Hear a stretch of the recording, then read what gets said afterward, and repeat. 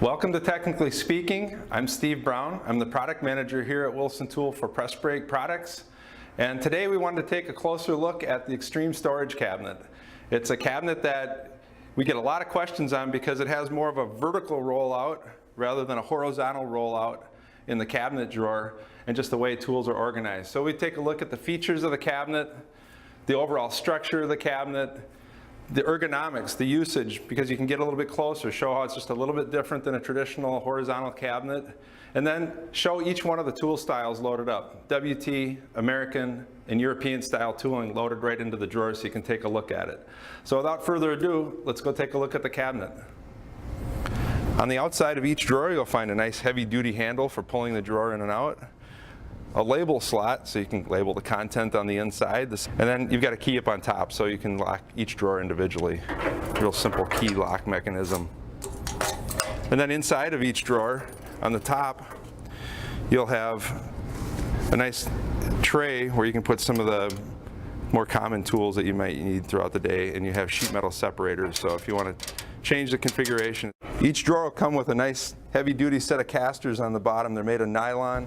Each cabinet comes with pallet jack relief, so I can slide my pallet jack in from the side and move the entire cabinet to where it needs to be. When you look inside each one of these drawers, you'll see a welded frame. The entire frame is welded together, and then each one of the tooling trays, we'll call this a tooling tray, is held in by a couple flanges on each side and a couple screws, and that's front and back. So if I want to adjust this to the height that's desired, all I do is pull these screws out and adjust my tray up and down. Each drawer has a set of adjusters, so within the tray I've got this adjuster and I've got an equal on this side, although it's secured down so it can hold that punch that you're seeing. I just wanted to show that there's actually two tracks here. This one's already been set. Now how do you set the track? I'm able to just set the punch in here, pull the track tight, and I'll take a 5mm Allen wrench and about a 3/4 turn on the bottom tightens it down. And I'd repeat that. I'd bring my punch to the front, and there's a hex head on the front, and there's also a hex on the back. And once I secure that in, it's set for that style of tooling. Now let's take a look at the three different styles of tooling that could be loaded into the cabinet. And you'll notice on the punch side, the American tang is actually quite a bit shorter than the European and the WT tang, and that actually does affect how the punch sits in the drawer even when it's been adjusted properly. This is an American style tang, so one thing that you should note when you're putting American tooling in here, depending on the profile, it can actually tip a little bit because the depth of the tang isn't as deep as a European or WT style. So it can be used, it can be adjusted to the tang style. Potentially if I use this, I might move it to the middle, move both of these tracks to the middle. In this drawer I'm showing you that the punch separators have already been adjusted. We have WT style punches in here. So I have the 20mm tang, 787 thousandths wide, and they simply pop in. I'm not even depressing the button to put it in and out, and they're fitting nice and stable. If this punch has one load bearing surface normally as it's in the press brake, there isn't a lot to grab to the width of that channel. There's not much resting on the shoulder, but it's still stable. If I look at the dual shoulder type of tool, I've got a lot of surface for it to rest right on that track. So another real stable tool. And you can see this punch is maximizing basically the adjustment height of the drawer. This one's not. So if I had all tooling this height, potentially I could move this up a rung and possibly even fit in another tray if I wanted to. This punch I'm showing you because it's more of a gooseneck style, and that gooseneck has a lot more on this side of the center line than it does here. So if you notice, these punches all have the tool marking on the outside because they're a fairly symmetric punch. Because this one has more on one side, if I load this in this way and I run my drawer closed, it'll run into the next drawer. So something that's a little more off center, you have a couple options. I can store it this way. It works just fine. Or I could use that center track. I could adjust the center track so my punch is in this way because I reach in for it this way. And then you'd also be able to use the other tracks for other items. You just have to maximize your space. On this tray, we have the European style punch. And this European style punch, it's got your traditional tang. There are no buttons involved. The depth of the tang is deep enough so that when I put it in the channel, and I've adjusted my hex screws for the European width. It's very stable in here. It's not going to tip out.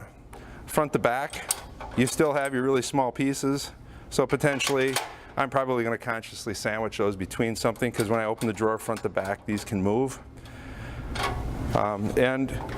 Here's a traditional punch holder. So virtually anything can go in the cabinet that you can adjust the track to the width of the tang, or the die body in this case.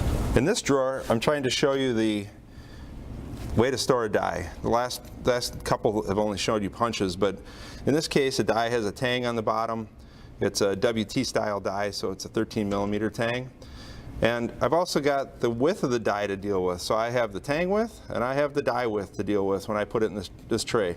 This particular die is probably a little too wide to be thinking I want to take up the whole drawer by setting it on the bottom. Make these separators wide enough to put it on the bottom. So what I'd probably do is adjust this so that I can set my die in, and it would rest on the two different shoulders. And you can see these big dies sitting here real nice. This is a 50mm die, and I'm not getting interference as the drawer closes. They hit the frame, so you can put a fairly large size die on that outside track. I've also got that second outside track that we already talked about with the punch, but if you think about it, I also have a gap in the middle here. So that gap, as I adjust it to the tangs on the outside, will leave a gap in the middle. And in some of these dies, it's pretty nice because here I've adjusted for the bigger die on the outside, and I've adjusted for the dies on the outside here, and it's left a gap that's allowed me to actually adjust. It's adjusted just right, so I can take the width of the die and set it in the channel. So now instead of 2 lengths of tooling possible, I have 3 lengths of tooling with the die.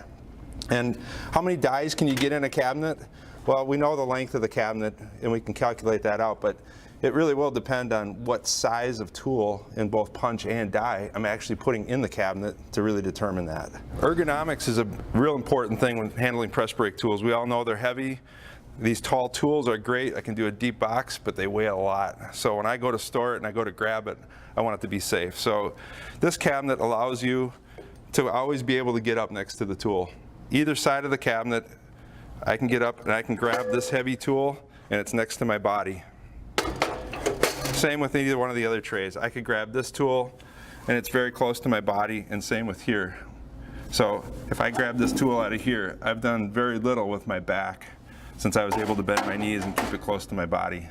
We all know there are a lot of options for storing press brake tooling. I just wanted to show you one more option. It's a little bit different. It's a different way of thinking. That's why we thought the video would be helpful to you. If you found this video helpful, like, comment, and subscribe. Technically speaking, now you know.